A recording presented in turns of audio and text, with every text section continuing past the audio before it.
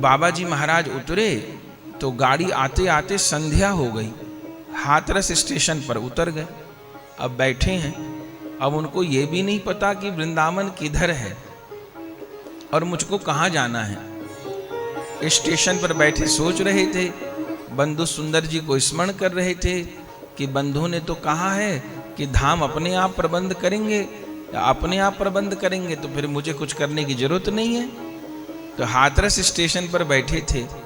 उसी समय क्या देखे कि एक कोई बूढ़ी माता, सफेद वस्त्र पहने हैं और एकदम वृद्ध माता है, सफेद केश हैं लेकिन बड़ा दिव्य स्वरूप है उस माँ का। और बाबा जी महाराज के पास आई और बोली, रामदास। एकदम बाबा जी चौंके और क्या बोली, तुम्हें वृंदावन जाना है? बोले जी प्रणाम किए बाबा जी महाराज। बोले हाँ मुझे वृंदावन जाना है। बोले मुझको गोविंद जी के गोसाई ने भेजा है, गोविंद देव मंदिर के गोसाई ने भेजा है तुम्हें लाने के लिए, चलो। बोले चल। और ये कहते ही उस माई ने हाथ पकड़ लिया बाबा जी महाराज का और बाबा जी महाराज को हाथ पकड़ के हाथरस स्टेशन से और ले चली वृंदावन के लिए। ये जो राया वाला रास्ता है, यमुना जी को पार करके जो रास्ता है, उस रास्ते से बाबा जी महाराज को लाई। बाबा जी महाराज चलते जा रहे हैं, ये पूछ भी नहीं रहे कि आप हैं कौन। मन में सोचे कि शायद बंधु सुंदर ने पत्र भेज दिया होगा गोविंद जी के गोसाई को, तो उन्होंने कोई व्यवस्था करी होगी।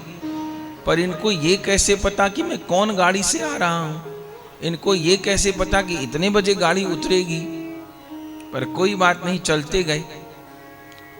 और वो जो माई थी वो बाबा जी महाराज को वहां से लाते लाते लाते लाते वृंदावन ले आई और वृंदावन में गोविंद देव जी के मंदिर ले गई। आप गोविंद देव जी के मंदिर जाइए तो आगे तो भग्न मंदिर है, पीछे मंदिर है जहां ठाकुर जी विराजमान है। तो मंदिर की परिक्रमा करते हुए जाएंगे तो बीच में योग माया का मंदिर पड़ता है। सीढ़ी चढ़ के ऊपर जाते हैं तो योग माया है। वो जो योग माया है वो प्राचीन है, अपने आचार्यों के द्वारा स्थापित हैं। जिस समय औरंगजेब ने गोविंद देव जी का मंदिर तोड़ा था बारूद भरवा करके, तो गोविंद देव जी को तो ले चले। ये जो गोविंद कुंड हैं, अपने वृंदावन वाले गोविंद कुंड, इनको गोविंद कुंड क्यों कहते हैं? इनको गोविंद कुंड इसलिए कहते हैं कि जब औरंगजेब ने आक्रमण किया तो 7 दिन तक गोविंद देव जी को इस कुंड में छिपा करके रखा गया था। क्योंकि उस समय तो मुस्लिमों की सेना आ गई थी तो आतंक मचा था। तो पुजारी लोगों को यही रहता था कि श्री विग्रह बच जाएं। मंदिर टूट गए तो बन भी जाएंगे लेकिन विग्रह सुरक्षित रहें। तो जयपुर तो गोविंद देव जी बाद में गए, 7 दिन तक यहां गोविंद कुंड के जल में छिपा करके रखा और सूक्ष्म सेवा होती रही। तो 7 दिन तक गोविंद जी यहां विराजे, इसलिए भी इस कुंड को गोविंद कुंड कहते हैं। फिर यहां से गोविंद देव जी भरतपुर गए और भरतपुर से गोविंद देव जी फिर आमेर गए, आमेर से जयपुर में आज तक विराज रहे हैं। तो वो जो जब औरंगजेब का आक्रमण हुआ तब गोविंद देव जी को तो ले लिया पुजारियों ने, लेकिन वो जो छोटी सी इतनी बड़ी मैया हैं, आप सबने दर्शन किया होगा, तो उस मैया के विग्रह को भी उठाने लगे। तो कहते हैं तहखाने में धुआं भर गया लेकिन उस देवी के विग्रह को पुजारी लोग उठा नहीं सके। तब उनको वहीं छोड़ करके चले गए। उनको अधिष्ठात्री कहा जाता है वृंदावन का। वो गोपियों के द्वारा पूजित हैं, जो वो योग माया हैं। तो उनको वहीं छोड़ दिया।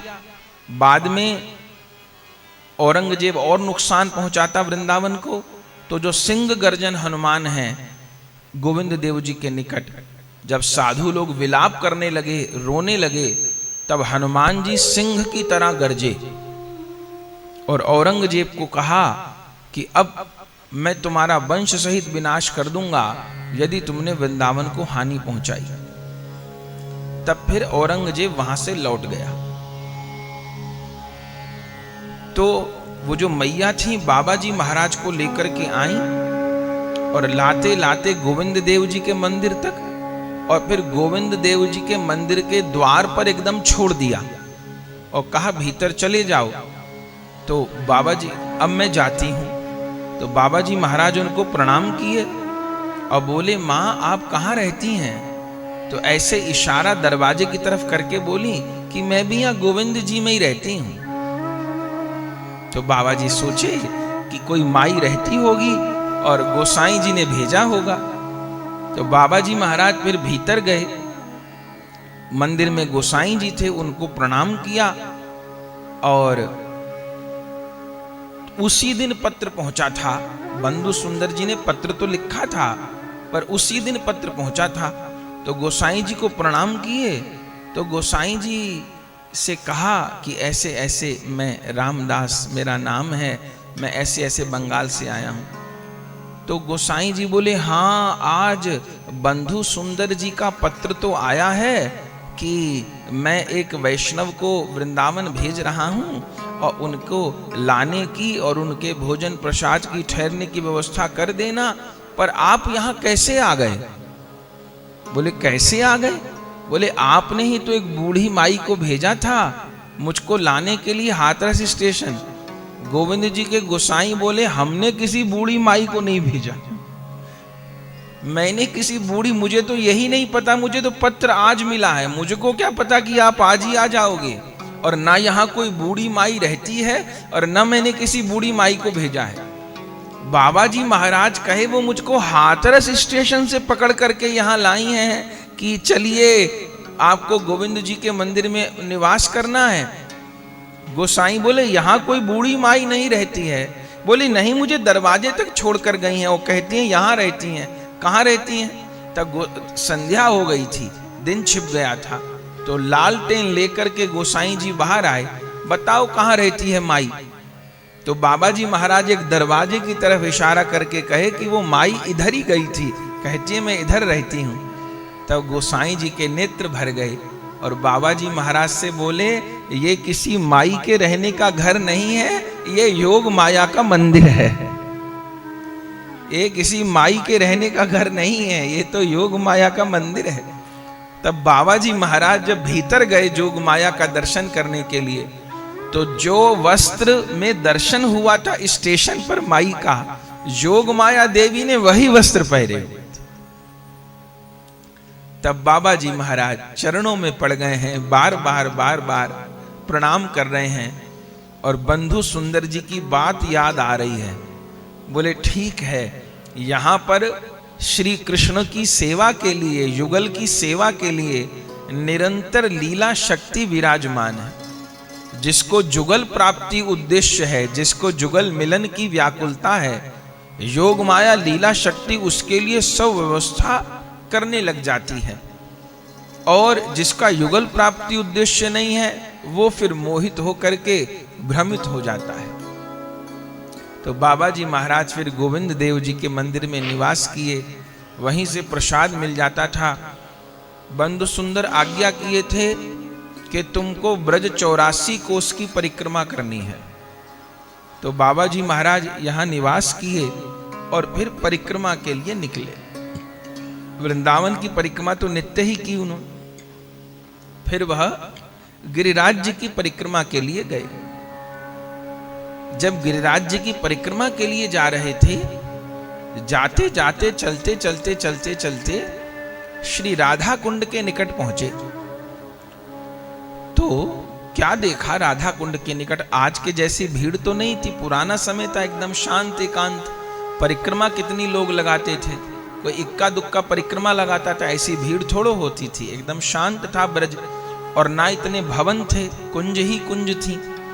तो बाबा जी महाराज राधा कुंड के निकट से निकल रहे थे परिक्रमा करते हुए। तो क्या देखते हैं कि एक बहुत सुंदर झूला पड़ा हुआ है और झूले के ऊपर युगल किशोर झूल रहे। ये राधा कुंड के तट पर बाबा जी महाराज को दर्शन हुआ। और बाबा जी महाराज देख रहे हैं। उनको ये भी नहीं भरोसा हो रहा कि ये मैं लीला का दर्शन कर रहा हूं कि कोई रास लीला वाले बालक हैं, कोई ब्रजवासी बालक हैं जो झूल रहे हैं, ये भी उनको खबर नहीं। बस वो देख रहे हैं। तभी क्या देखा कि एक 11-12 वर्ष की बालिका नृत्य भी कर रही है, गीत भी गा रही है और जुगल को झुला भी रही है। तीनों सेवा कर रही है, माने झुलाती भी है जुगल को, गा भी रही है और बीच बीच में नृत्य भी कर लेती है। तीनों सेवा कर रही है। बाबा जी महाराज खड़े होकर दर्शन कर रहे हैं। ये कौन है? अगर ललिता विशाखा है तो 2 होंगी, पर ये अकेली ही है और 3 सेवा कर रही है, झुला भी रही है जुगल किशोर को, नृत्य भी कर रही है, गीत भी गा रही है। देर तक दर्शन करते रहे। इतनी देर में वो जो सखी झुला रही थी, गा रही थी, थोड़ी देर के बाद झूला तो अदृश्य हो गया। तभी वो जो सखी जो झुला रही थी, गा रही थी, नृत्य कर रही थी, वो पान की बीरी लेकर के आई और जहां 14-15 वर्ष के थे बाबा जी महाराज, उनको एक पान की बीरी दे गई और बाबा जी महाराज उस पान की बीरी को ले लिए, थोड़ा ग्रहण कर लिए और उस प्रसाद को ग्रहण करते ही बाबा जी महाराज को प्रेम की मूर्छा आ गई और बाबा जी महाराज वहीं कहीं राधा कुंड के किनारे प्रेम की मूर्छा में सो गए कि लेट गए, खबर नहीं, देह का अनुसंधान नहीं रहा। आंख बंद करके लेट गए, लेकिन तब भी उनको वही लीला दिखाई पड़ रही है कि राधा कुंड के तट पर झूला पड़ा है, जुगल किशोर झूल रहे हैं और सखी झुला रही है। तब तक बड़े बाबा जी महाराज को समर्पण तो किया नहीं था, बाबा जी महाराज देखा भी नहीं था बड़े बाबा महाराज को। तब तक बंधु सुंदर जी के अनुगत्य में थे। नेत्र बंद किए, लेटे रहे, प्रेम की खुमारी चढ़ी रही। तभी आंखों के सामने जगत बंधु प्रकट हो गए। तो जगत बंधु से ही पूछ रहे बाबा जी महाराज कि बंधु सुंदर, ये कौन थे? ये कौन थे? ये कोई स्वरूप थे? ये रासलीला वाले बालक थे? तो बंधु सुंदर कह रहे हैं, नहीं नहीं, ये साक्षात जुगल किशोर थे। श्रीधाम वृंदावन ने तुमको लीला की अनुभूति कराई है, ये साक्षात जुगल किशोर थे। तब बाबा जी महाराज बोले, माने स्वप्न में ही वार्ता हो रही है। बाबा जी महाराज बोले, वो सखी कौन थी जो प्रिया प्रियतम को झुला भी रही थी, गा भी रही थी और नृत्य भी कर रही थी, और मुझको वो पान की बीरी भी दे करके गई? तो बंधु सुंदर क्या बोले जानते हैं? बंधु सुंदर बोले, राम, वो तुम्हारा सिद्ध स्वरूप था, वो कोई दूसरी सखी नहीं थी, वो तुम्हारा ही सिद्ध स्वरूप था, वो तुम्हारा ही पार्षद देह था, वह तुम्हारा ही मंजरी स्वरूप था। तब बाबा जी महाराज की प्रेम की मूर्छा भंग हुई और कब तक बाबा जी महाराज बेशुद्ध अवस्था में वहां पड़े रहे। इसके बाद तो कितने अनुभव हुए, कितने अनुभव हुए। बाबा जी महाराज के चरित्र माधुरी में खूब वर्णन है। गिरिराज जी की परिक्रमा, 84 कोस की परिक्रमा, श्री बरसाना की परिक्रमा, नंदगांव की परिक्रमा, बाबा जी महाराज विभोर होकर के श्री ब्रजवास किए, कई महीना ब्रजवास किए। और फिर बंधु सुंदर का पत्र आ गया कि अब लौट आओ। बोले, जब ब्रजवास की आज्ञा दे ही दी थी और इतना लीला का अनुभूति उनको हो रही थी बाबा जी महाराज को, तो फिर बाबा जी महाराज को बुला क्यों लिए? बाबा जी महाराज यहीं वास करते ना? बोले नहीं। कल हमने सुना कि बंधु सुंदर बाबा जी महाराज से नाम प्रचार की सेवा कराना चाहते हैं। अगर वृंदावन रह गया तो जुगल रस में डूब जाएगा, और ऐसा रस में डूब जाएगा कि फिर इसके द्वारा जीवोद्धार का कार्य नहीं होगा। बाबा जी महाराज को तो लाखों जीवों का उद्धार करना है। यदि वो स्वयं वृंदावन में रह करके जुगल रस में डूब जाते हैं तो स्वयं तो लीला रस का आस्वादन करेंगे, पर हम जैसे पतित जीवों का क्या होगा फिर। तो बाबा जी महाराज को बुलवा लिया। कई महीना वास करके बाबा जी महाराज लौटे और अब कहा कि नवद्वीप आना। तब बंधु सुंदर ने बाबा जी महाराज को नवद्वीप बुलवाया था और उन दिनों नवद्वीप में ही श्री बड़े बाबा महाराज लीला कर रहे थे। श्री नवद्वीप दास जी के साथ में गंगा तट पर कीर्तन कर रहे थे और बाबा जी महाराज के कान में पहली बार वह नाम की ध्वनि आई, भजनिताई गौर राधे श्याम, जप हरे कृष्णा हरे राम, भजनिताई गौर राधे श्याम, जप हरे कृष्णा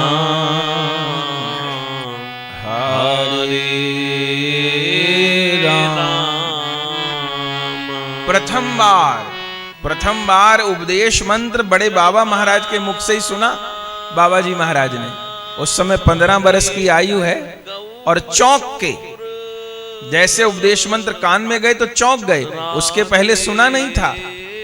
बड़ा मधुर स्वर बड़े बाबा महाराज का, भजनिताई गौर राधे श्याम, जप हरे कृष्णा हरे राम, भजनिताई गौर राधे श्याम, जप हरे कृष्णा हरे राम,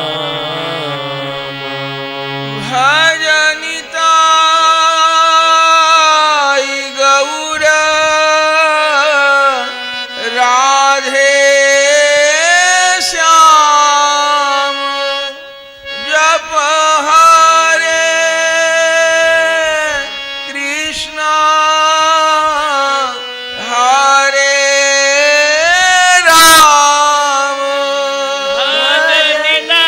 राधे श्याम, जप हरे कृष्णा हरे राम, भजनिताई गौर राधे श्याम, जप हरे कृष्णा हरे राम, भजनिताई गौर राधे श्याम, जप हरे कृष्णा हरे राम।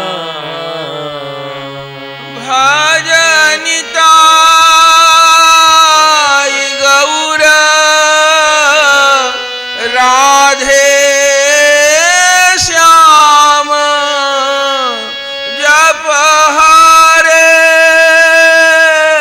कृष्णा हरे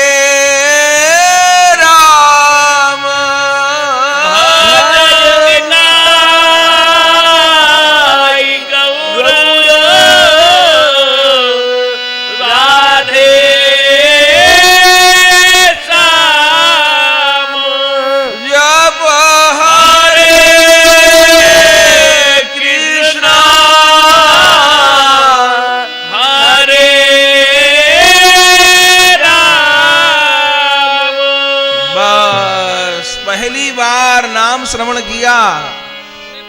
बड़े बाबा महाराज गंगा जी के तट पर कीर्तन करते निकले जा रहे हैं और ऐसा कान में स्वर गया जैसे बड़े बाबा कीर्तन नहीं कर रहे, नित्यानंद कीर्तन कर रहे हो, महाप्रभु कीर्तन कर रहे हो। ऐसा कंठ स्वर कान में गया और तुरंत बंधु सुंदर जी की ओर देख करके कहा। तब बंधु सुंदर जी दर्शन कराए।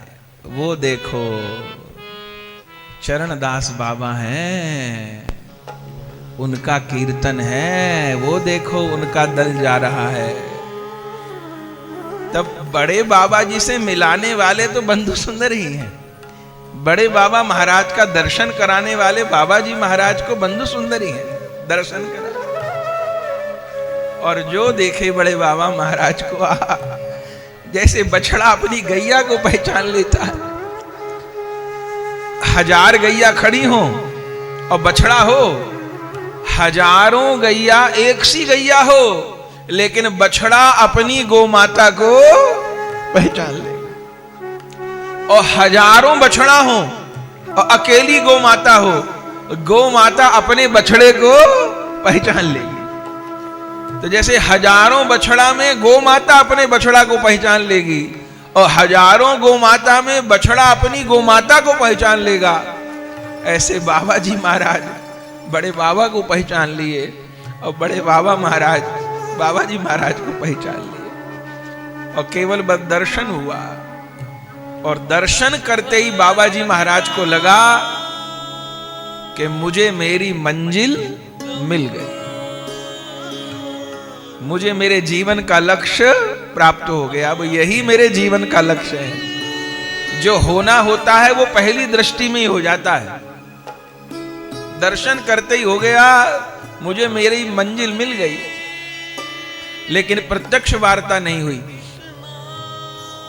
बाबा जी महाराज आ गए बंधु सुंदर जी के साथ में, लेकिन दिन रात माथे में वही कीर्तन गूंजता है, ये नाम ही गूंजता है, भजनिता गौर राधे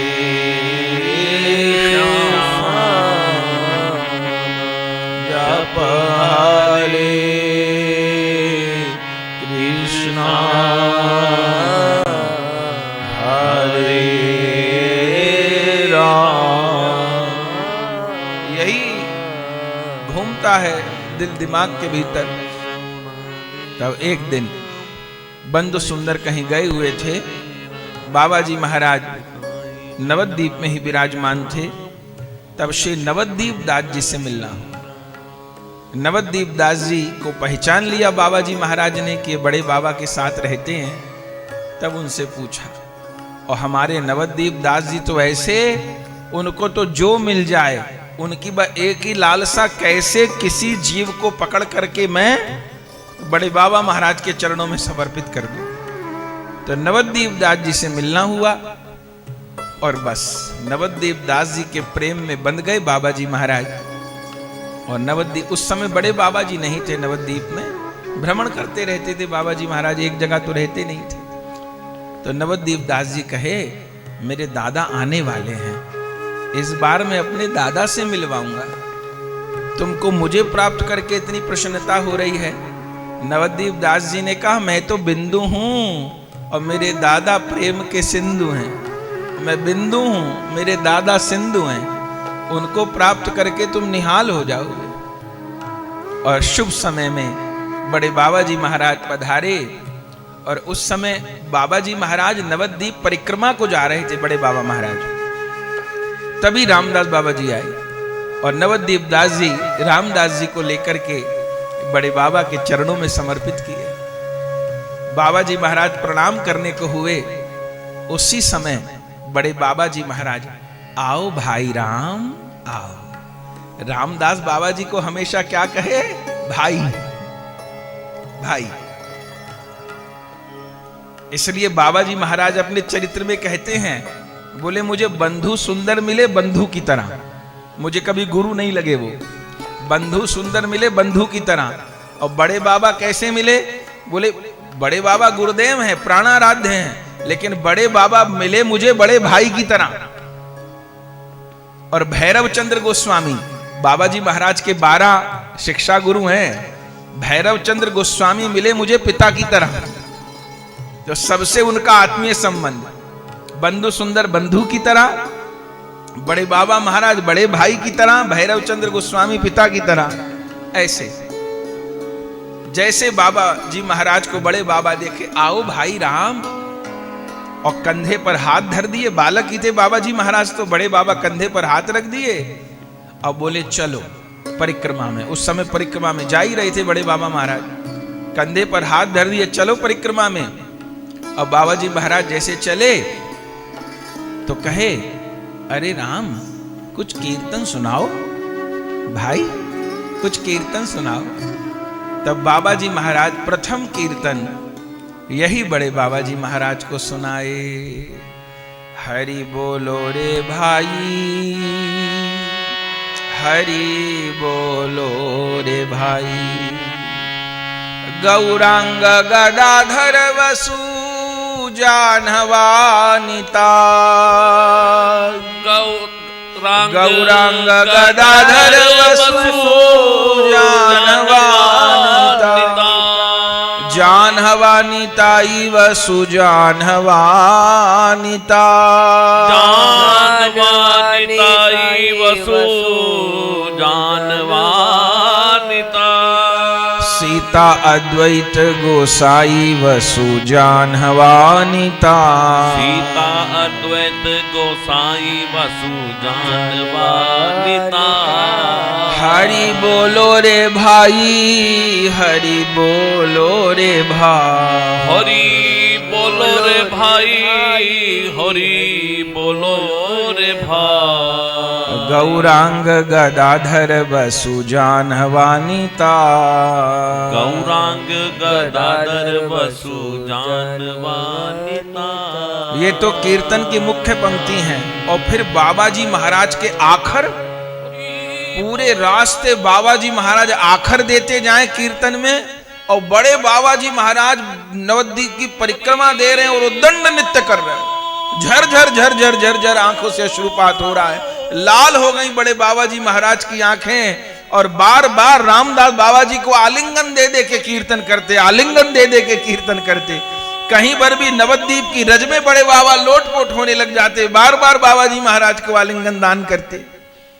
और जब कीर्तन पूरा हुआ तो बाबा जी महाराज को गोद में बिठा लिए बड़े बाबा महाराज, और सिर पर हाथ दे के बोले, भाई आज तो बहुत सुख दिया, अरे भाई राम आज तो बहुत सुख दिया, निताई चांद तुम पर कृपा करें, तुम्हारे प्रेम धन की रक्षा करें, तुम्हारे प्रेम धन में और उत्तरोत्तर वृद्धि हो। अरे भाई राम बहुत सुख दिया, बहुत सुख दिया, बहुत सुख दिया।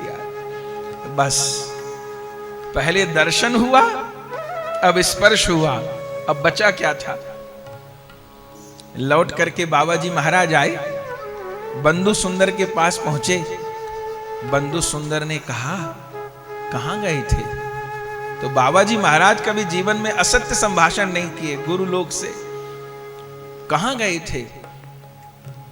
बाबा जी महाराज कहे, जिनका आपने दर्शन कराया था उन बड़े बाबा महाराज के पास। क्या हुआ?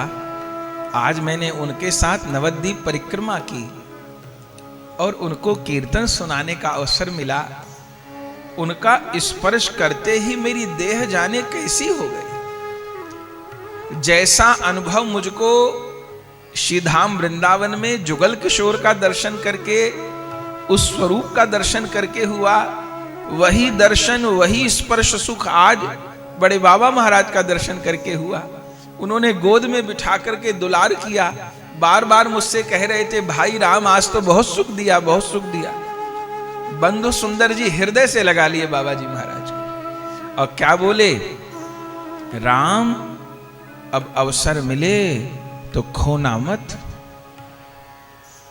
अब अवसर मिले तो खोना मत। बड़े बाबा के रूप में साक्षात नित्यानंद खेल कर रहे हैं। जो भी उनकी कृपा ग्रहण कर लेगा वह निताई गौरांग देव का परिकर हो जाएगा, वह लीला रस का अधिकारी हो जाएगा। जब बंधु सुंदर आज्ञा कर दिए तो और हृदय के भीतर प्रगाढ़ता हो गई।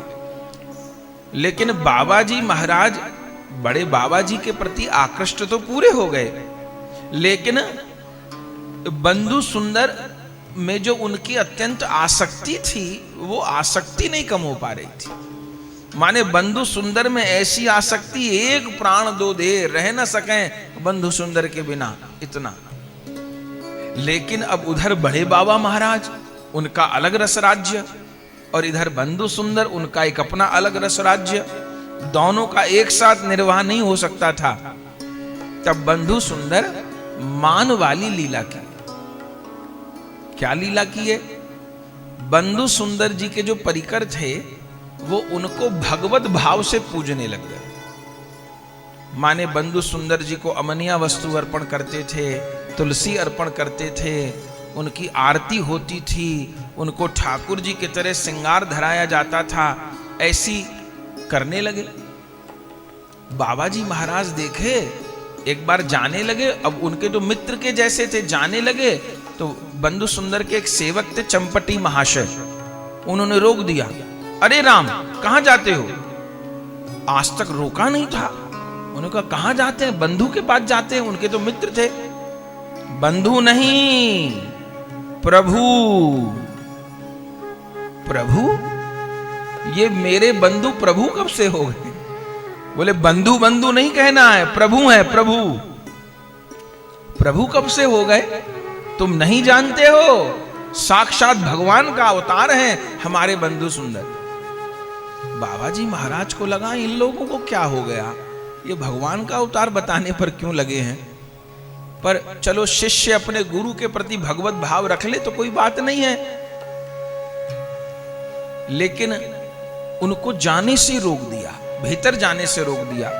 बाबा जी महाराज बाहर रोते रहे, मुझे बंधु से मिलना है, बंधु। जबकि बंधु सुंदर अंदर सब बात सुन रहे थे और वो एक क्षण के बिना, एक क्षण भी नहीं रह सकते थे बाबा जी महाराज के बिना। और आज जाने क्या हुआ कि उनके शिष्य लोग दुर्व्यवहार कर रहे हैं रामदास बाबा जी के साथ में, और बंधु सुंदर प्रतिकार भी नहीं कर रहे। ग्रंथ में यहां तक लिखा है चंपटी महाशय ने चांटा मार दिया बाबा जी महाराज। आप पढ़ेंगे चरित्र तो यहां तक लिखा है, जब बाबा जी महाराज हट करने लगे तो चंपटी महाशय हाथ उठा दिए बाबा जी महाराज पर बाबा जी महाराज कुछ बोले नहीं, लेकिन पीड़ा हुई कि आज इनके शिष्य दुर्व्यवहार कर रहे हैं, मार रहे हैं, और बंधु सुंदर कुछ कह ही नहीं रहे। तब आखिर में जबरदस्ती बाबा जी महाराज अंदर चले गए। क्या देखा कि बंधु सुंदर एक सुसज्जित सिंहासन पर बैठे हैं, सिर पर मुकुट लगा है, माला पहरे हैं और एकदम भगवत भाव में बैठे। अब बाबा जी महाराज का तो मित्रवत भाव था। आंख खोली बंधु सुंदर ने, बाबा जी महाराज दर्शन किए और बोले बंधु ये सब क्या है? उनके लिए तो नई बात थी ये सब क्या है? इनको रोको, ये अमनिया वस्तु अर्पण कर रहे हैं और आरती कर रहे हैं, पूजा कर रहे हैं। आप तो कहते थे व्यक्ति पूजा नहीं करानी है, ये सब क्या हो रहा है? तो बंधु सुंदर बाबा जी महाराज को क्या बोले, मैं हरि पुरुष हूं। अब इन लीलाओं को सुन के संशय नहीं करिएगा, ये सिद्धों की बात है, इसमें कोई संशय नहीं कि बंधु सुंदर जी अवतारी पुरुष हैं, पर लीला हो रही है। तो बंधु सुंदर जी कहे मैं हरि पुरुष हूं, बस जैसे कहा हरि पुरुष तो बाबा जी महाराज खिन्न हो गए। उनको ये सब सुहाता नहीं था और संबंध ऐसा रहा, माने कोई दो दोस्त एक साथ रहे हों और एक दोस्त 10 साल बाद अपने दोस्त को कहने लग जाए कि मैं भगवान हूं, तो मित्र कैसे स्वीकार करेगा इस बात को। मैं हरि पुरुष हूं। बाबा जी महाराज रोने लगे, आप हरि पुरुष हो कि साक्षात हरि हो कि गौरांग हो कि निताई हो मुझे नहीं पता, मेरे तो बंधु हो।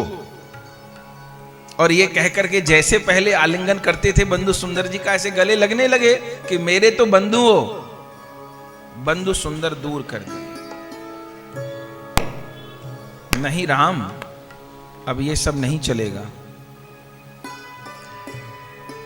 बाबा जी महाराज बोले, तुम्हारे शिष्य कहते हैं तुम भी हमारी तरह पूजा करोगे बंधु सुंदर की, तब तो यहां रह पाओगे, न तो यहां नहीं रह पाओगे।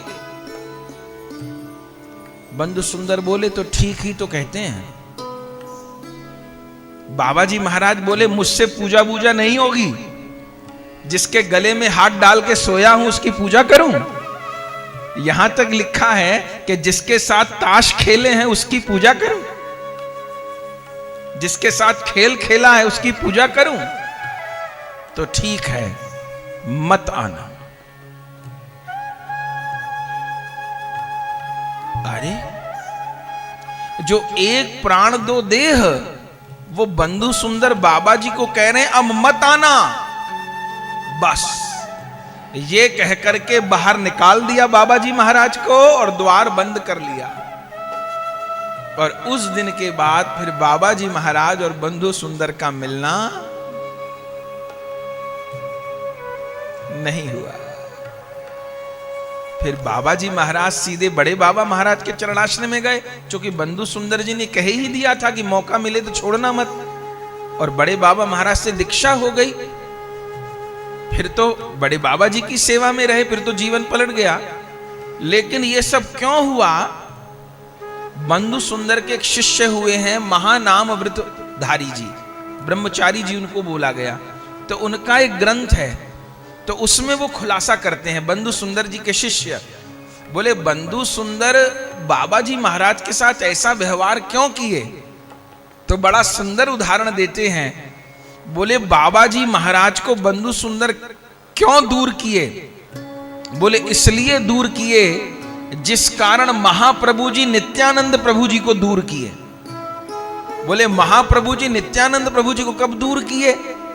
बोले, जब महाप्रभु जी को गंभीरा लीला करनी थी, वृंदावन हो आए और अब 18 वर्ष की वह गंभीरा लीला करनी है, 12 वर्ष की। तो नित्यानंद प्रभु जी को बाबा श्री महाप्रभु जी क्या आज्ञा दिए? हे श्रीपाद, अब हर बरस जगन्नाथपुरी नहीं आना है, नहीं आना है, नहीं आना है। जगन्नाथपुरी में रहना भी नहीं है और आपको आना भी नहीं है। आप हर साल रथ यात्रा पे आ जाते हो। अरे, और अब आपको बस नाम प्रचार करना है। आप नाम प्रचार का काम छोड़ छोड़ करके बार बार यहां जगन्नाथपुरी में आ जाओगे तो निर्वाह नहीं होगा। अब आपको नाम प्रचार करना है। नित्यानंद प्रभु कहे, प्राण गौर नाम प्रचार तो कर लूंगा, लेकिन आप तीसरी आज्ञा, आपको गृहस्थ आश्रम स्वीकार करना है। जैसे ये बात कहे, उस समय तो नित्यानंद प्रभु जी अवाक रह गए। कहते हैं, आपकी लीला समझ में नहीं आती। आप स्वयं गृहस्थ आश्रम में थे और विष्णु प्रिया जी 14 वर्ष की विवाहित विष्णु प्रिया जी का त्याग करके आप सन्यासी हो गए, और मैं जन्म से अवधूत हूं, मुझे आप विवाह करने की आज्ञा दे रहे हैं। बोले, हां, आपको विवाह करना है और आपको नाम प्रचार करना है और आपको यहां लौटकर अब नहीं आना है। तो महानाम जी लिखते हैं इस प्रसंग में, बोले नित्यानंद प्रभु जी को महाप्रभु अंत्य लीला में अपने से दूर क्यों किए? इसलिए किए महाप्रभु कि मैं तो अब राधा प्रेम आस्वादन में डूब जाऊंगा, अब नाम प्रचार की सेवा नहीं होगी। महाप्रभु तो अब राधा प्रेम आस्वादन में डूब जाएंगे, कहीं नित्यानंद मेरे साथ रहे और ये भी उस अनंग मंजरी वाले भाव में डूब गए तो जीवों का उद्धार कौन करेगा? पतितों का उद्धार कौन करेगा? इस सारे जगत में गौर कृष्ण नाम का प्रचार कौन करेगा? तो नित्यानंद प्रभु जी को दूर कर दिए। और दूसरा कारण कि गौर हरि विरहिणी राधा रानी के भाव में अवस्थित रहेंगे। और नित्यानंद प्रभु कौन है? नित्यानंद प्रभु जी बलराम है। तो जिस समय गौर हरि राधा भाव में आविष्ट होंगे उस समय बलराम रूप नित्यानंद जी के संग का प्रयोजन नहीं है। तो जिस समय गौर विरहिणी राधा रानी के भाव में रहेंगे उस समय उनको निकट में कौन चाहिए? ललिता, विशाखा, तुलसी मंजरी। तो स्वरूप दामोदर जी ललिता जी के रूप में, राय रामानंद जी विशाखा जी के रूप में और दास गोस्वामी पाद तुलसी मंजरी के रूप में गौर हरि के साथ रहेंगे, गौर किशोरी के साथ रहेंगे। नित्यानंद प्रभु जी नहीं रहेंगे। नित्यानंद प्रभु जी क्या करेंगे? नित्यानंद प्रभु जी विवाह लीला करेंगे, संतान को जन्म देंगे और सारे जगत में नाम प्रचार करेंगे। तो उसके बाद नित्यानंद प्रभु जी का महाप्रभु जी से मिलना नहीं हुआ। महाप्रभु जी लीला संवरण किए तब भी नित्यानंद प्रभु जी नहीं पधारे। कितनी बड़ी बात है। तो महानाम जी कहते हैं कि जैसे महाप्रभु जी जगत उद्धार के लिए नित्यानंद प्रभु जी को अपने से दूर किए, जो नित्यानंद प्राण है गौर के, नित्यानंद के प्राण गौरांग हैं और गौरांग के प्राण निताई हैं, लेकिन उन प्राण निताई को अपने से दूर किए। ऐसे बंधु सुंदर के प्राण बाबा जी महाराज हैं और बाबा जी महाराज के प्राण बंधु सुंदर हैं, लेकिन मेरे पास यदि रामदास रह गया तो इस लीला रस के आस्वादन में डूब जाएगा, और यदि रामदास मेरे साथ डूब गए तो पापी तापी को कौन तारेगा? इसलिए मान वाली लीला करके, क्रोध वाली लीला करके बाबा जी महाराज को अपने से दूर कर दिए। और जब जाने लगे तो यही कहे बाबा जी महाराज को कि मेरे पास तो तुझे युगल रस मिला, अब जिनके पास जा रहा है उनके पास गौर रस मिलेगा। मेरे पास तो जुगल रस का पान कर लिया, अब जिनके पास जा रहा है उनके यहां गौर रस की प्राप्ति होगी। तब बाबा जी महाराज बड़े बाबा का चरणाश्रय ग्रहण किए। और क्या कहना, फिर बड़े बाबा महाराज को जो बनाना था बाबा जी महाराज को सो बना दिए। सबकी अपनी अपनी सेवा। बाबा जी महाराज बड़े बाबा के प्रकट काल में कौन सेवा किए? बाबा जी महाराज सेवा किए, नाम संकीर्तन में सहयोग की। अगर बड़े बाबा महाराज कीर्तन करेंगे तो प्रमुख रूप से दोहार की कौन करेंगे? बाबा जी महाराज। बड़े बाबा के बाद पीछे पीछे अगर स्वर गूंजेगा तो किसका गूंजेगा? बाबा जी महाराज का। और जब बड़े बाबा महाराज को कीर्तन नहीं करना है, वो अस्वस्थ हैं या ऐसी स्थिति में है कि अभी उनको कीर्तन नहीं करना, वो आवेश में है, उन्हें कीर्तन सुनना है, तो वो किसी को कीर्तन करने की आज्ञा नहीं देंगे। कीर्तन तो करना सभी जानते हैं, वहां बड़े बाबा के परिकर सभी एक से कीर्तन करते हैं, पर बड़े बाबा महाराज किसके मुंह से कीर्तन सुनेंगे? बाबा जी महाराज के। राम सुना, राम सुना, और रामदास बाबा कीर्तन करने लग जाएं और बड़े बाबा की कैसी दशा हो जाए, जैसे जल से निकालने पर मछली तड़पती है, ऐसे श्री बड़े बाबा महाराज रामदास बाबा जी महाराज के मुख से कीर्तन सुन करके व्याकुल हो जाए, तड़पने लग जाए, हाहाकार करने लग जाए। अपने संग रखा, जहां तक संभव था नवद्वीप में अपने साथ रखें, जगन्नाथपुरी जाएं तो अपने साथ रखें। फिर बीच बीच में क्या आज्ञा देने लगे? कलकत्ता रहो, बाबा जी महाराज को कलकत्ता रहो, बाबा जी महाराज कहे बड़े बाबा को, मैंने आपके चरण कमल में आत्मसमर्पण किया है। मैं तो ना नवद्वीप जानता हूं, ना मैं वृंदावन जानता हूं, ना मैं अयोध्या जानता हूं। मैं तो इतना जानता हूं, जहां मेरे दादा हैं वहीं वृंदावन है, वहीं नवद्वीप है, वहीं नीलाचल है। मैं और कुछ जानता ही नहीं। जहां मेरे गुरुदेव हैं, मेरे चारों धाम वहीं हैं, और मैं कुछ नहीं जानता।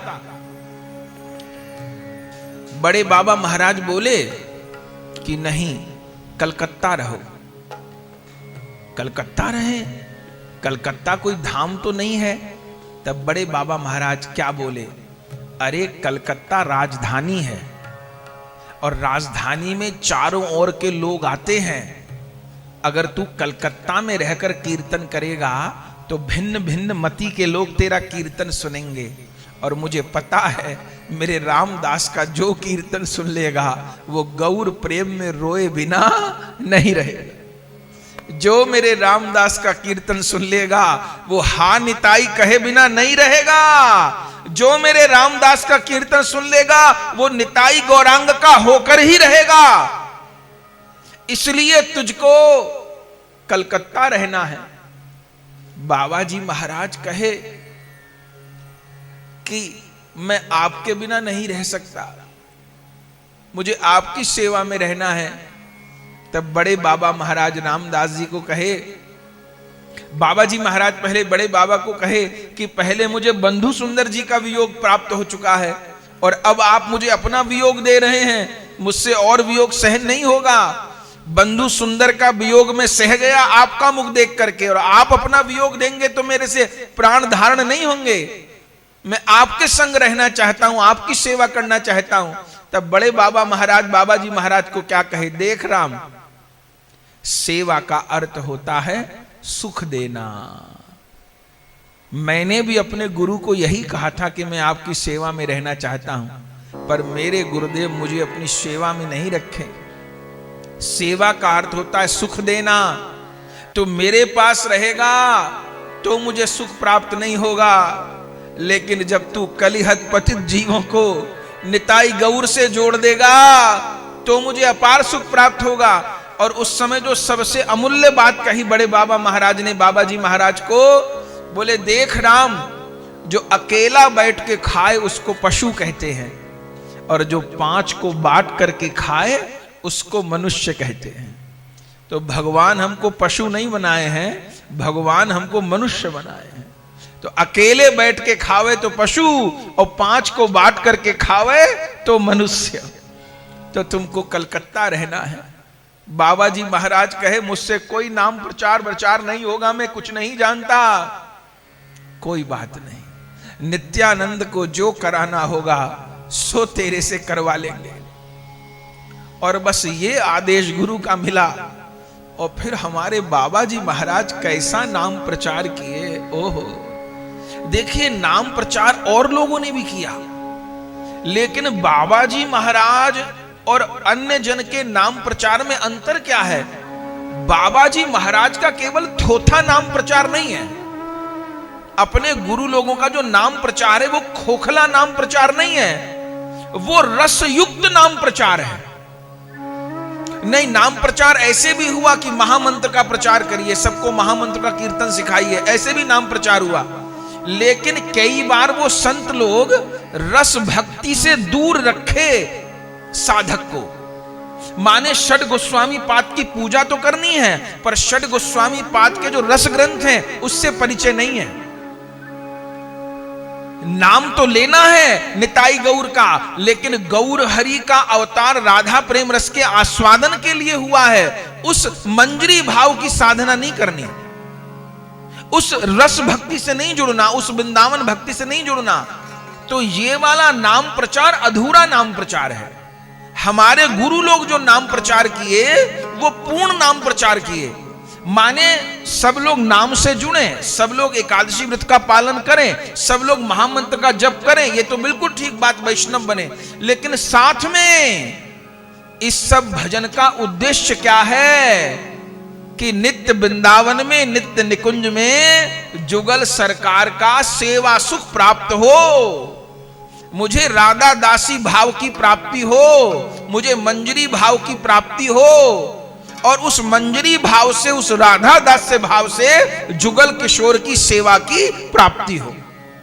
तो अपने गुरु लोग नाम प्रचार किए, एक शराबी को भी वैष्णव बनाए, पर उस किसी नाली में गिरे हुए व्यक्ति को वैष्णव बना करके कहां तक पहुंचा दिए? निकुंज मंदिर तक पहुंचा दिए, राधा माधव के चरण कमल तक पहुंचा दिए अपने गुरु लोग। बाबा जी महाराज, बड़े बाबा गौरांग बाबा जी महाराज, रजनी बाबा जी महाराज, ये जिनको उठाए नाली से उठा करके, उनको केवल भक्त नहीं बना दिया, केवल वैष्णव नहीं बना दिया, केवल इतना ही नहीं सिखाया कि भाई एकादशी व्रत रखना है, नाम जप करना, केवल इतना ही नहीं सिखाया, उनको राधा माधव के नित्य निकुंज तक लेकर के गए, उनको अपने स्वरूप का अनुभव करवाया और उनको उस साधक के स्वरूप का भी अनुभव करवाया। ये पूर्ण नाम प्रचार है। ऐसा नहीं कि अधर में ले जाके छोड़ दिया, बीच में ले जाके छोड़ दिया, ऐसा नहीं किया। और बाबा जी महाराज में शक्ति संचार की, और फिर बाबा जी महाराज कितने जीव का उद्धार किए। ओहो, जिस समय न पाकिस्तान बना था, न बांग्लादेश बना था, अफगानिस्तान का भी कितना हिस्सा भारत में था, और भारत की कुल जनसंख्या केवल 35 करोड़ थी। पूरे अखंड भारत की, माने पाकिस्तान, बांग्लादेश, अफगानिस्तान के समेत भारत की कुल जनसंख्या कितनी थी? 35 करोड़।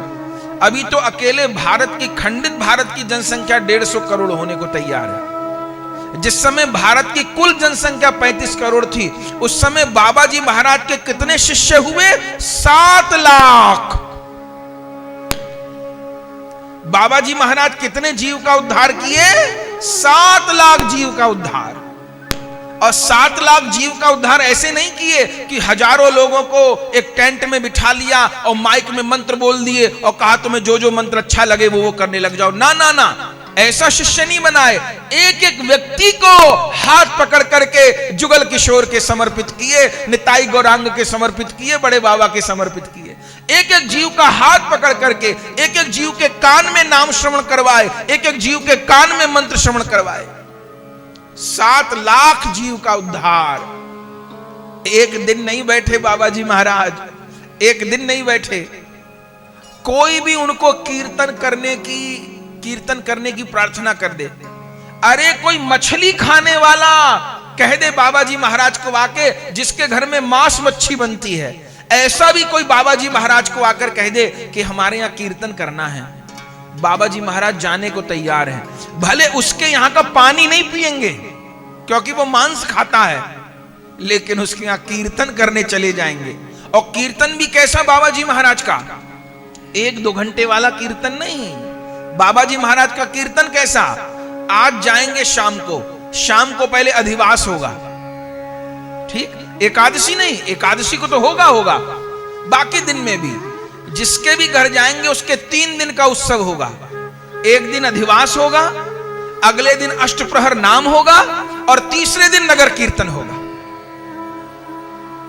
और वो 3 दिन का वास जिस गांव में कर लिए बाबा जी महाराज, जिस घर में कर लिए, उस पूरे के पूरे गांव को वैष्णव बना दिए, उस पूरे के पूरे गांव को निताई गौ राधे श्याम सिखा दिए, उस पूरे के पूरे गांव को महारसिक बना दिए बाबा जी महाराज। क्या क्या, 1 दिन नहीं, 2 दिन नहीं, 1877 में बाबा जी महाराज का प्रागट्य है, और 1953 में 53 में बाबा जी महाराज लीला में प्रविष्ट हुए हैं, और 1898 में बाबा जी महाराज की दीक्षा हुई है। कितने वर्ष हो गए? लगभग 55 वर्ष हो गए। 55 वर्ष नाम प्रचार किया है, बड़े बाबा महाराज के अनुगत्य। 1898 में दीक्षा हुई है बाबा जी महाराज की बड़े बाबा से, और 1953 तक विराजमान रहे हैं। लगभग 55 वर्ष। उस बीच शरीर के कितने रोग आए। बाबा जी महाराज के चरित्र में वर्णन है कि चौमासे के दिन आ जाते थे, तो कहीं गांव में नाम करने जाना है, वर्षा आ गई तो पानी भर गया गांव में, तो बाबा जी महाराज क्या करते थे, इतने इतने पानी में निकल के भी नाम करने जाते थे। तो खोल को सिर पर रख लेते, खोल गीला हो गया तो काम नहीं बनेगा, तो खोल को सिर पर रख लेते और इतने इतने पानी में निकल करके जाते नाम प्रचार करने के लिए। और जिसने मुख से एक बार नाम सुन लिया, और जब कीर्तन होते क्या कहना, पाखंड दलन बाना उनका कीर्तन, उनका मधु माखा हरि नाम। कभी नाम की महिमा हो रही है, कभी नित्यानंद महिमा का कीर्तन हो रहा है, कभी नाम महिमा का कीर्तन हो रहा है, क्या कहना। 7 लाख जीव का उद्धार। और इसके साथ कोई कहे कि रात दिन संसारी लोगों के बीच रहे, अब नाम प्रचार तो संसारी लोगों के बीच ही होगा ना, तो रात दिन संसारी लोगों के बीच रहे तो संसारी लोगों का प्रभाव चढ़ जाता है भक्त के ऊपर। बोले ना, बाबा जी महाराज के ऊपर किसी का प्रभाव नहीं चढ़ा। बाबा जी महाराज निरंतर प्रेम की अवस्था में डूबे रहे। बोले कीर्तन करते हुए बाबा जी महाराज का जो आसन वो अपने स्थान से ऊपर उठ जाता, कीर्तन करते करते उनकी देह हल्की हो जाती और अपने आसन से ऊपर उठ जाते बाबा जी महाराज। और रुदन ऐसे नहीं होता था बाबा जी महाराज को, ऐसे आंसू नहीं बहते थे, जल जंत्रवत आंसू बहते थे। चैतन्य चरितामृत में कविराज गोस्वामी जी महाप्रभु जी के लिए लिखे, जल जंत्रवत अश्रुपात। जैसे होली पर पिचकारी छोड़ते हैं तो पिचकारी की धार ऐसे गिरती है, ऐसा अश्रुपात या तो महाप्रभु को हुआ, और महाप्रभु के बाद अगर ऐसा अश्रुपात किसी को हुआ तो हमारे बाबा जी महाराज को। ऐसा अश्रुपात या तो महाप्रभु को हुआ, और महाप्रभु के पश्चात यदि हुआ तो बड़े बाबा महाराज और बाबा जी महाराज को हुआ। ऐसा अश्रुपात, आंख से जैसे पिचकारी छूट रही है। 2 सेवक, नंददास और बसंत दास, ये 2 सेवक जब बाबा जी महाराज कीर्तन के लिए बैठते, दोनों तरफ एक एक खोल बजाने के लिए वैष्णव बैठते, बाकी करताल झांझ, बाबा जी महाराज के हाथ में करताल होती, और 2 सेवक इधर उधर बैठते। किस लिए? बाबा जी महाराज के आंसू पहुंचने के लिए। गमछा रहता, पूरा गमछा वो ऐसे आंख के नीचे लगाए रहते, तो वो पूरा गमछा भीग जाता आंसू से, तो ऐसे निचोड़ते गमछे को, ऐसे निचोड़ते, अश्रु में गमछा भीग जाए, दोनों तरफ आंख के नीचे, नासिका से इतना श्लेष्म की भीग जाए वस्त्र, बार बार धोना पड़े। बाबा जी महाराज जब ऐसे ऐसे ऐसे ऐसे आवेश में करें तो अश्रु की धार चहुं और भक्तों के ऊपर जाके गिरे। और कीर्तन में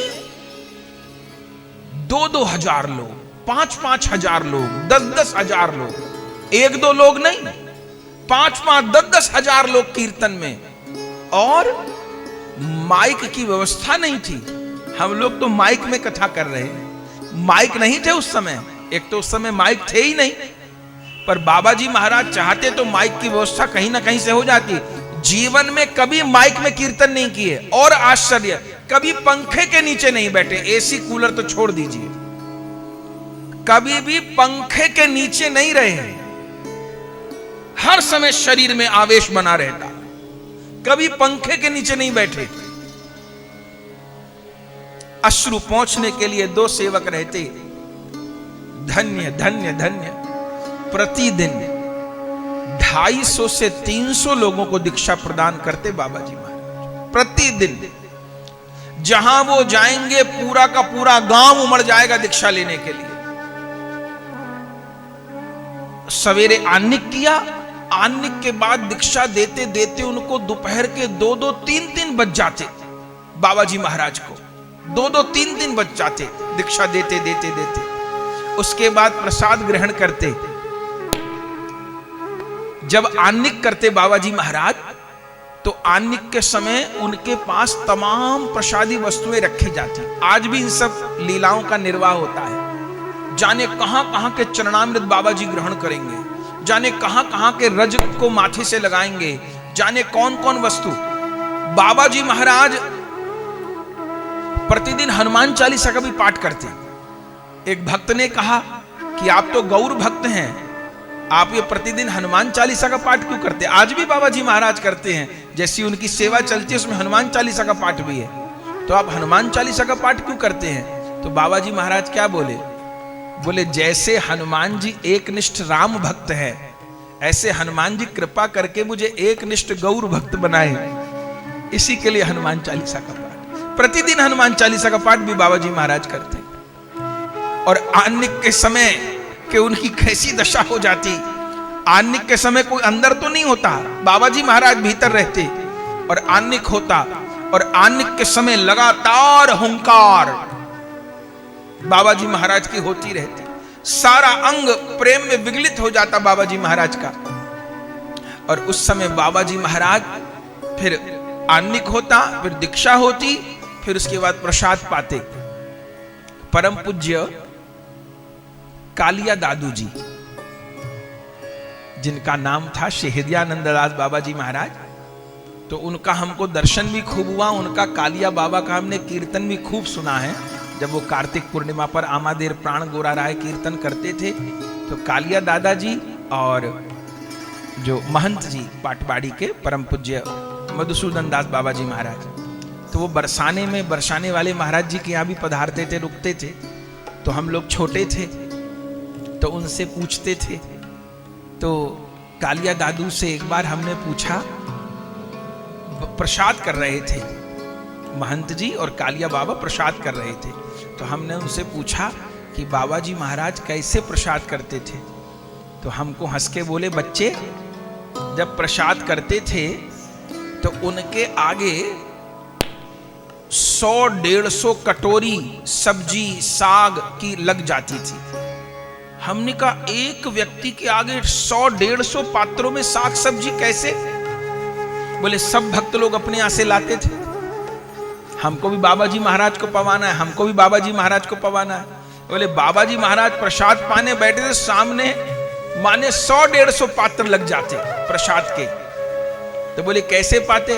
तो कालिया दादू बोले कि एक बड़ी संडासी थी, अब इतना दूर तो हाथ जाएगा नहीं, तो एक संडासी थी, तो उस संडासी से कटोरी में मानो कोई सामग्री लाए तो संडासी से उठाएंगे और फिर थोड़ा लेंगे सबसे।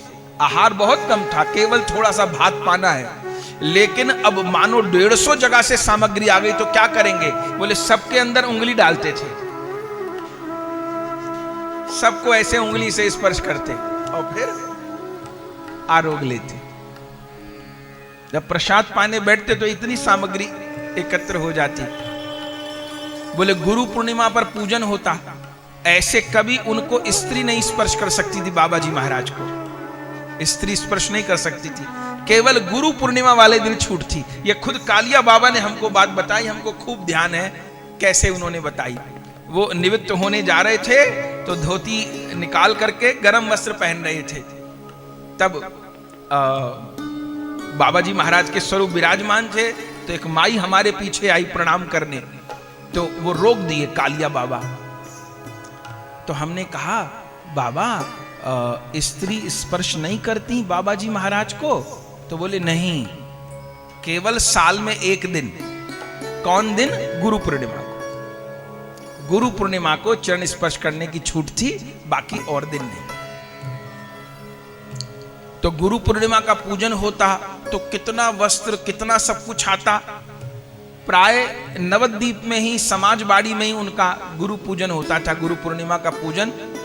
तो इतना वस्त्रों के ढेर लग जाते, पादुकाओं के ढेर लग जाते, तो इतने वस्त्रों में से केवल एक सबसे हल्की चादर उठाते अपने लिए, एक चादर, और सारी सामग्री सखी माँ को, कि सखी माँ को पूरे साल वैष्णव सेवा करनी है तो सखी माँ को ये सब सामग्री काम आएगी। केवल एक सबसे हल्की वाली चादर उसमें से उठाते और सब सखी माँ जी के निकट रही थी।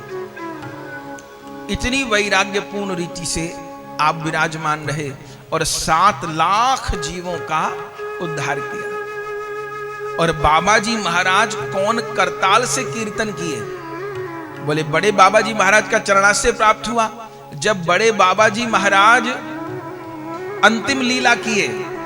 तो अंतिम लीला के समय उनके पास कौन कौन थे? अंतिम लीला के समय बड़े बाबा महाराज के पास 3 जन थे, गोविंद दास जी, शीतल दास बाबा जी और बाबा जी महाराज। जिनमें गोविंद दास जी को भेज दिया, वो वैद्य को लाने चले गए कि बड़े बाबा का स्वास्थ्य ठीक नहीं लग रहा है।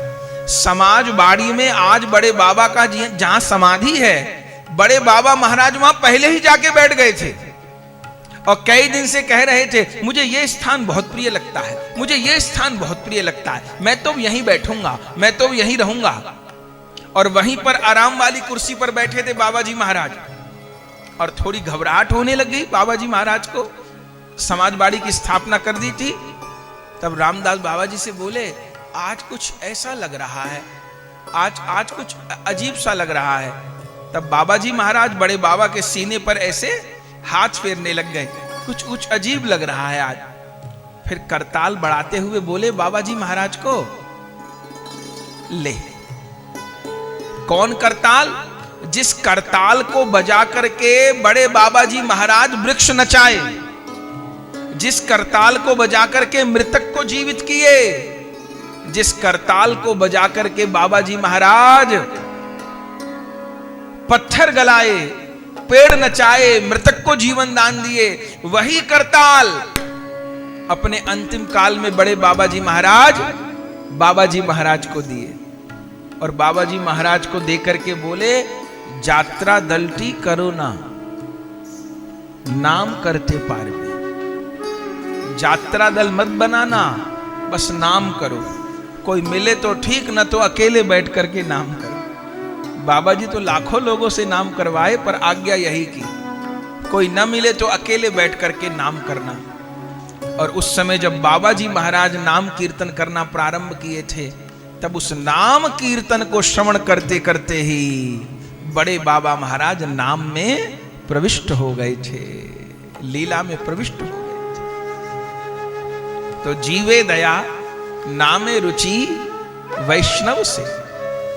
जीवे दया का आदर्श उपस्थित नित्यानंद दास जी से, ठाकुर सेवा वैष्णव सेवा का आदर्श सखी माँ जी से, और नाम सेवा का आदर्श बाबा जी महाराज से। तो अब बाबा जी महाराज ने चरणाश्रय ग्रहण किया है, और बाबा जी महाराज से कीर्तन कहां कहां कराने के लिए भेजते। एक बार आज्ञा की है, कलकत्ता में जहां वैश्याओं का बाजार है, वहां जाकर के कीर्तन, जहां अच्छे लोग जाने से घबराते थे, जहां वैश्याएं रहती थीं, हजारों की संख्या में वैश्याओं के घर थे, जहां पर बाबा जी महाराज को आज्ञा किए वहां जाकर कीर्तन करो। और बाबा जी महाराज भजनिताई गौर राधे श्याम जप हरे कृष्णा हरे राम भजनिताई गौर राधे श्याम जप हरे कृष्णा हरे राम भजनिताई गौर राधे श्याम जप हरे कृष्णा हरे राम भजनिताई वैश्याओं के मोहल्ले में कीर्तन कर रहे हैं। वैश्याएं अपना घर छोड़ छोड़ करके बाहर आ गई बाबा जी महाराज के मुख से कीर्तन सुन के। जप हरे कृष्णा हरे राम भजनिताई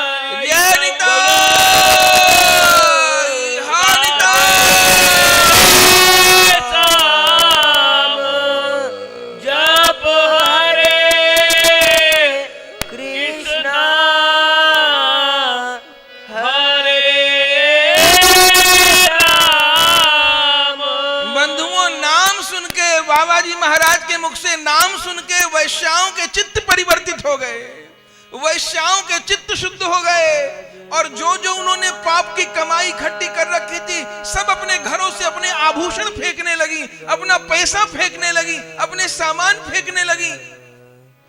हरिदास ठाकुर जी को तो एक वैश्या ने समर्पण किया था। हरिदास ठाकुर जी तो एक वैश्या पे कृपा किए थे ना, अपने बाबा जी महाराज हजारों वैश्याओं पर कृपा की। हरिदास ठाकुर जी एक वैश्या का जीवन परिवर्तन किए थे, अपने बाबा जी महाराज हजारों वैश्याओं का जीवन परिवर्तन किए। बंधुओं, हजारों वैश्याओं का जीवन परिवर्तन किए।